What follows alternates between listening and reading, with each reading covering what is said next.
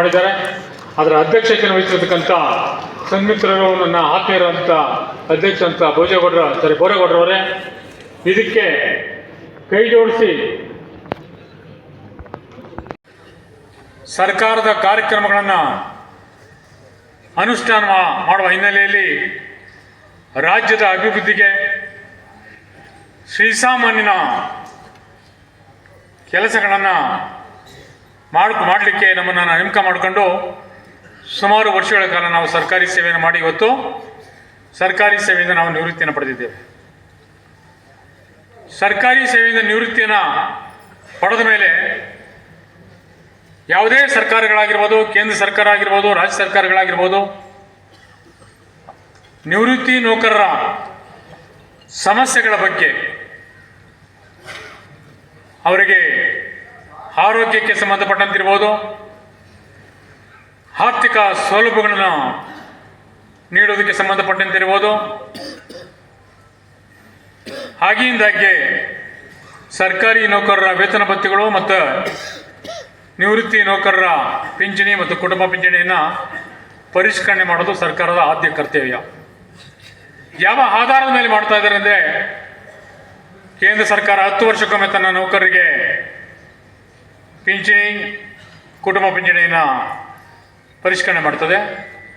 ರಾಜ್ಯ ಸರ್ಕಾರಗಳು 5 ವರ್ಷಕ್ಕೊಮ್ಮೆ, 6 ವರ್ಷಕ್ಕೊಮ್ಮೆ ಸುಮಾರು 1958ರಿಂದಲೂ ಕೂಡ ಇಲ್ಲಿಯವರೆಗೂ ವೇತನ, ಭತ್ಯ, ಪಿಂಚಣಿ ಮತ್ತು ಕುಟುಂಬ ಪಿಂಚಣಿಯನ್ನು ಪರಿಷ್ಕರಣೆ ಮಾಡ್ಕೊಂಡು ಬಂದಿದೆ. ಅಂದರೆ ಮಾರುಕಟ್ಟೆಯ ಬೆಲೆಯ ಆಧಾರದ ಮೇಲೆ, ಏನು ಪ್ರೈಸ್ ಇಂಡೆಕ್ಸ್ ಅಂತ ನಾವೇನು ಹೇಳಿದ್ವಿ, ಅದರ ಆಧಾರದ ಮೇಲೆ ಶ್ರೀಸಾಮಾನ್ಯನಿಗೆ, ಈ ರಾಜ್ಯದ ರೈತರಿಗೆ ಕೊಡಬೇಕಾದಂಥ ಸೌಲಭ್ಯಗಳನ್ನು ಅವರಿಗೂ ಕೊಡಬೇಕು. ಅದ್ರ ಜೊತೆಗೆ ಸರ್ಕಾರಿ ನಿವೃತ್ತಿ ನೌಕರರಿಗೆ ಮತ್ತು ಕುಟುಂಬ ಪಿಂಚಣಿದಾರರಿಗೆ ಏನು ಅವರ ಅನಿಸಿಕೆಗಳಿದ್ದಾವೆ, ಏನು ಅವರ ದುಮಾನಗಳಿದ್ದಾವೆ, ಏನು ಬೇಡಿಕೆಗಳಿದ್ದಾವೆ, ಅದಕ್ಕೆ ಸರ್ಕಾರವು ಕೂಡ ಸ್ಪಂದಿಸಬೇಕಾಗತ್ತೆ.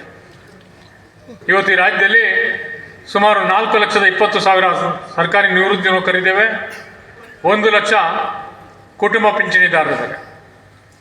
ಈ ರಾಜ್ಯದಲ್ಲೇ ಆಗಲಿ, ರಾಷ್ಟ್ರ ಮಟ್ಟದಲ್ಲೇ ಆಗಲಿ, ರಾಜ್ಯ ಸರ್ಕಾರಗಳು ರಚನೆ ಆಗಬೇಕಾದ್ರೆ, ಯಾವುದೇ ಶಾಸಕರು ಆಯ್ಕೆ ಆಗಬೇಕಾದ್ರೆ, ಅಥವಾ ಯಾವುದೇ ಲೋಕಸಭಾ ಸದಸ್ಯರಿರ್ಬೋದು, ರಾಜ್ಯಸಭಾ ಸದಸ್ಯರು ಆಯ್ಕೆ ಆಗಬೇಕಾದ್ರೆ ಸರ್ಕಾರಿ ನೌಕರರ, ಸರ್ಕಾರಿ ನಿವೃತ್ತಿ ನೌಕರರ ಪಾತ್ರ ಅತಿ ಪ್ರಮುಖವಾದ ಅಂದರೆ ತಪ್ಪಾಗಲಾರದು.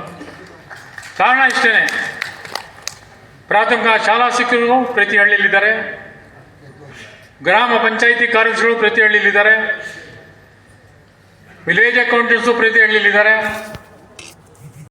ಹಾಗಾಗಿ ತಡವಾಗಿ ಬಂದು ಕೂಡ ತಮ್ಮೆಲ್ಲರಿಗೂ ಕ್ಷಮೆಯನ್ನು ಕೂಡ ಕೇಳ್ತಾ, ಬಹಳ ಸಂತೋಷದ ಸಂದರ್ಭ. ಕರ್ನಾಟಕ ರಾಜ್ಯ ನಿವೃತ್ತ ನೌಕರರ ಸಂಘ ಏನು ಮೈಸೂರು ವಿಭಾಗ ಮಟ್ಟದ ಪದಾಧಿಕಾರಿಗಳು ಮತ್ತು ನಿವೃತ್ತ ನೌಕರರ ಕುಟುಂಬ ಪ್ರತಿಯೊಂದು ಜಯಂತ್ಯೋತ್ಸವ ಪ್ರತಿಯೊಂದು ಸಮಾಜಕ್ಕೆ ಸೇರಿದಾಗ ಆ ಸಮುದಾಯದವರು ಕಲಾಭವನ ತುಂಬಿಸ್ಬೇಕು ಅಂತ ಅವರ ಒಂದು ಇದನ್ನ ಸಮಾಜದವ್ರನ್ನ ಕರ್ಕೊಂಡ್ಬಂದು ತುಂಬಿಸಿರ್ತಾರೆ. ಆದರೆ ಇವತ್ತು ನಿವೃತ್ತ ನೌಕರರ ಸಂಘದವರು ಸ್ವಯಂ ಪ್ರೇರಿತವಾಗಿ ದೊಡ್ಡ ಮಟ್ಟದಲ್ಲಿ ಈಗ ಸ್ವಲ್ಪ ಸಮಯ ಇದಾಗಿ ಬಹಳ ಶ್ರದ್ಧೆ ಭಕ್ತಿಯಿಂದ ಸ್ವಯಂ ಪ್ರೇರಿತ ಬಂದಿರೋದು ಬಹಳ ಸಂತೋಷ ಸಂದರ್ಭ. ಇಂಥ ಸಂದರ್ಭದಲ್ಲಿ ನಾನು ಎಲ್ಲ ನಿವೃತ್ತ ಸಂಘದವ್ರಿಗೆಲ್ಲ ನೇತೃತ್ವ ಎಲ್ಲ ಪದಾಧಿಕಾರಿಗಳಿರ್ಬೋದು, ಅಧ್ಯಕ್ಷರು, ವಿಶೇಷವಾಗಿ ಭೈರಪ್ಪನವರು ನಮ್ಮ ಹಾಸನ ಜಿಲ್ಲೆಗೆ ನಮ್ಮ ಮೊದಲನೇ ಕಾರ್ಯಕ್ರಮದು ಶಾಸಕನಾಗಿ ನನ್ನ ಒಂದು ಸೌಭಾಗ್ಯ ಅಂತ ಭಾವಿಸ್ತೇನೆ. ಇಂಥ ಒಂದು ಸಮಾವೇಶ ನಮ್ಮ ಹಾಸನ ನಗರದಲ್ಲಿ ನನ್ನ ಒಂದು ಅಧ್ಯಕ್ಷತೆಯಲ್ಲಿ ನಡೀತಾ ಇರೋದು. ಹಾಗಾಗಿ ಮೊದಲನೇದಾಗಿ ತಮ್ಮೆಲ್ಲ ಆಯೋಗ ಇದು ಮಾಡ್ತಾರೆ, ಅದನ್ನು ಕೂಡ ನಮ್ಮ ನಿವೃತ್ತ ಇದಕ್ಕೂ ಕೂಡ ಪಿಂಚಣಿದಾರರಿಗೂ ಕೂಡ ಕೊಡಬೇಕು ಅಂತ.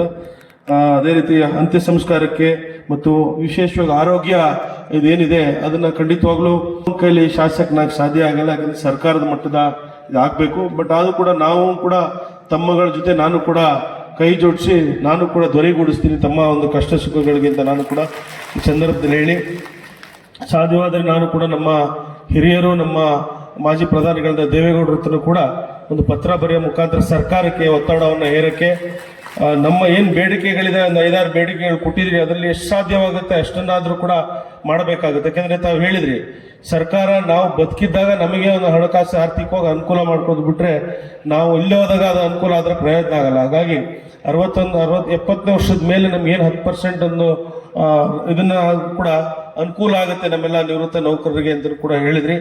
ಹಲವಾರು ಏನು ಕಾರ್ಯಕ್ರಮಗಳು ಬೇಕಾಗಿದೆ. ಕೇಂದ್ರ ಸರ್ಕಾರದಿಂದ ಏನಾದರೂ ಸಾಧ್ಯವಾದರೆ ಅದನ್ನು ಕೂಡ ಕುಮಾರಣ್ಣವ್ರ ಹತ್ರ ಮಾತಾಡಿ ತಮಗೆ ಅನುಕೂಲ ಆಗುವಂಥ ಪ್ರಾಮಾಣಿಕ ಪ್ರಯತ್ನ ಖಂಡಿತವಾಗ್ಲೂ ಮಾಡೋಣ.